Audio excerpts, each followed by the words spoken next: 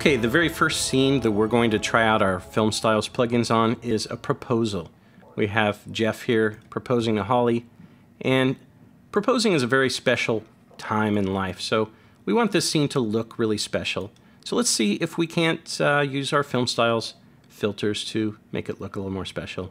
Okay, so let's just choose a frame here, and you know, we've got a lot of clips, but we're just going to start with one. I'm going to double click this, and we're going to go to our Filters tab and press slash. Slash will drop our FilmStyles plugin, and we see a lot of stuff here. The very first thing I'm going to do, in this scene it looks a little dark and doesn't look as magical as it should, and you know, diffusion is part of the cinematic lexicon. People associate kind of a soft filter look with romantic scenes, so we are going to go with it. We're going to speak in the language of our viewers. They expect it, we're going to deliver it.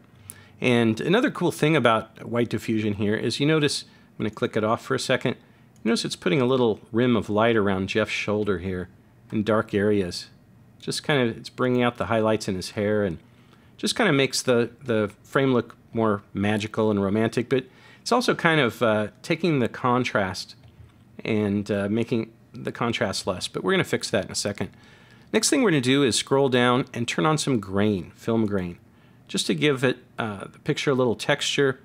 Not quite that much. I'm going to tick this down to about 4, but it's just nice to have a little filmic grain in the picture. Again, this is something your viewers understand. They understand that expensive projects are shot on film and have grain, and they understand that cheap projects are shot on video. So we're going to, again, speak in their language and throw some film grain in the shot.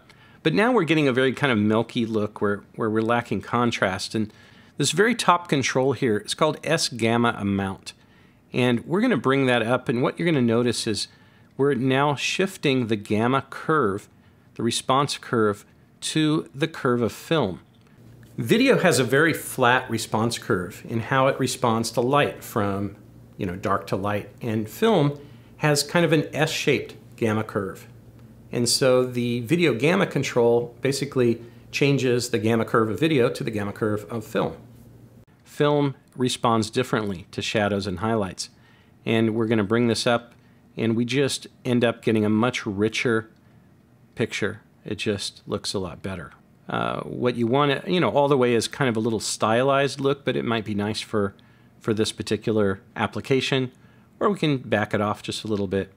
So we've made a big difference in the look, just with one plugin and 3 controls. We've turned up the S-gamma, we've turned on white diffusion, and a little bit of film grain. If we turn this off, we can see that we've already made a huge difference. The purpose of cinematography and also post-production is every frame should really tell a story. And just like every story has a subject, every frame should have a subject, and that subject should be clear. The worst thing is a frame where you're just not sure where to look. That's confused and your viewers are not sure what to look at. Now there's many ways to feature your subject in the frame. In this case we're working with nice lighting. So our subject's brightly lit, background is darker, we have some contrast. Your eyes are naturally drawn to brighter areas, so we're all good there. The framing looks nice. But we're going to use this shallow depth of field plugin in post-production to blur out part of the frame, which also naturally draws the eye to the sharper part of the picture. And so, another thing that you actually get for free when you blur out most of your frame is you're going to have a lot better quality. No matter how you deliver your project, whether it's Blu-ray, DVD, or the internet, you're going to use a codec to compress your video, like MPEG-2 or H.264. And that codec is going to look at your frame, and it's going to spend the most time where it finds areas of sharp definition between pixels, which means the sharply focused parts of your frame. And if your whole frame is in focus, that codec is going to kind of go nuts trying to make every pixel look good, which it's not going to be able to do except at an incredibly high bit rate.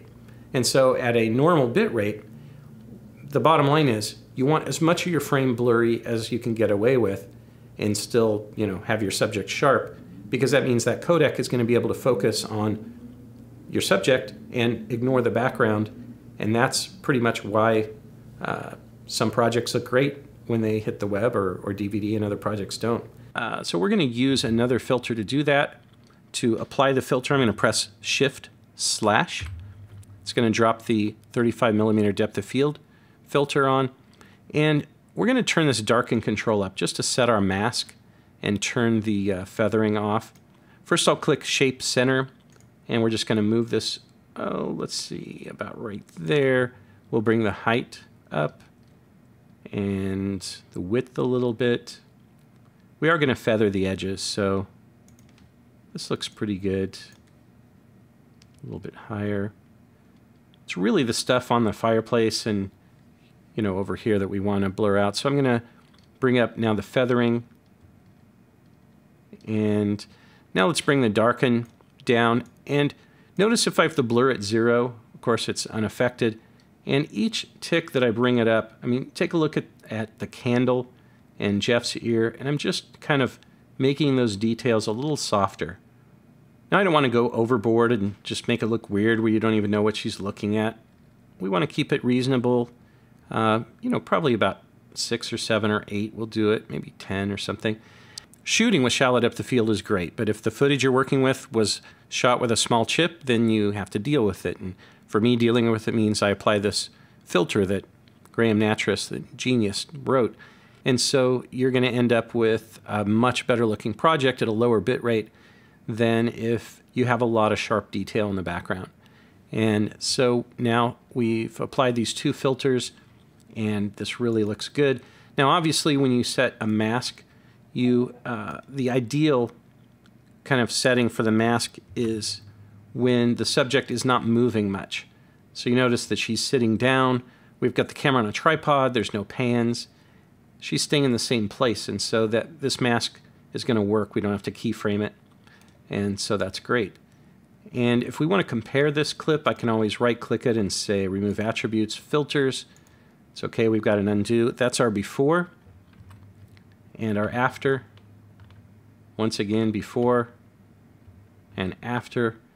There's just no comparison. We definitely have gone from a video look to a film look. You're the most important person in the world to me. You're my soulmate.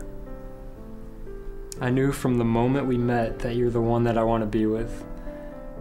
And I want to spend the rest of my life with you. Mark, I feel the same way.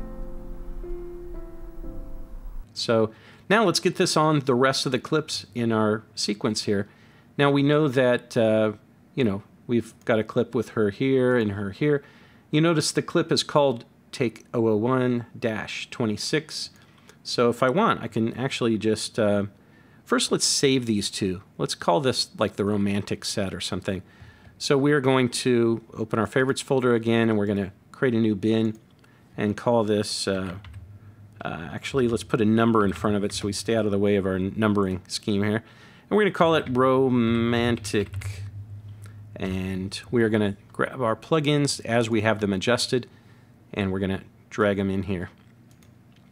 And now we're going to find all the clips in this timeline. We're going to do a Command F and find 001-26, find all. So all the shots that have Holly in them are now highlighted. We actually already have the filters on this middle one, so I'm going to Command click to unselect that. But you know, we could have 100 clips here. All of the ones with the 001-26 are now highlighted. I can just grab this romantic folder, drag them onto any one, and it applies to all of them. So that's a cool little shortcut. And okay, so we've got Holly, but now we have Jeff. Now we have a Star Trek thing going on where the woman's all nice and soft and glowy, and the guy is all, you know, harsh and sharp. So let's drop the romantic filter on Jeff.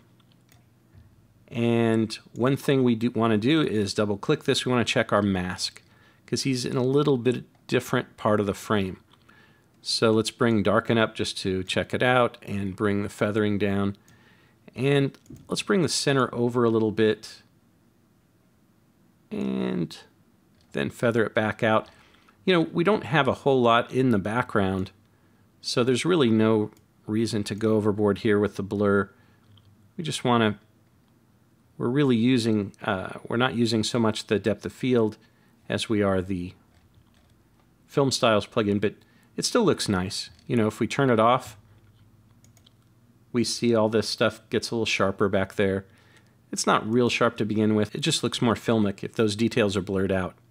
And we can take the same two plugins and we can select all the Jeff clips, or we can just grab this and drag it in here. And anyway, so we're done now. We have this wonderful look to the scene, and it looks great.